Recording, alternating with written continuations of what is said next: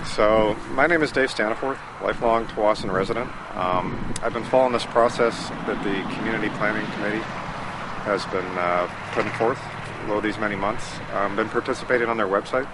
And I'd encourage anybody that's interested in this, you can sign up for an account, you can blog down there, let your opinions be known. I posted a lot of stuff down there, and even though the folks don't disagree or don't agree with me, you can let your voice be heard down there.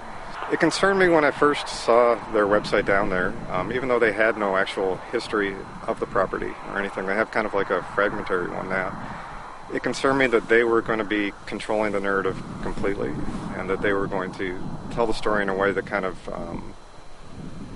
skews to their point of view and kind of benefits what they're trying to advance. And so I've done a lot of research. I've gone to the Agricultural Land Commission. I've gone to GVRD, which is now called Metro Vancouver, the Municipal Archives, the Delta Archives, clip and files from the Vancouver Library, from the New West Library. And it's a really interesting story about this little piece of land that's been under constant development pressure since 1971.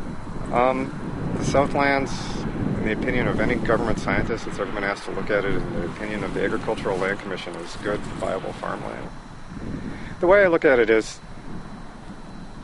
those folks are saying, if you let us develop it, we're going to farm the land. We're going to farm like hundreds of acres. So they think it can be farmed, right? They're saying if we don't farm the land, or if we don't develop, then we're going to put greenhouses on it. And it's been the approach always of people that have been trying to develop this land since the early 70s, kind of threat and reward. In the early 70s, it was kind of like the threat of the land being taken over by the provincial government and developed with no public input, right? Whereas in the 80s, it was more like greenhouses. If this doesn't go in, we're going to be covered under glass. So, though, the way they're doing things now seems kind of new, but it's still using the kind of threat-reward system that has been in place for the last 30 years. I'd encourage people to go to the website, southlandsinthealr.ca. I have the most complete archive of news information, of documents relating to the land, government correspondence, scientific reports, going back 30 years.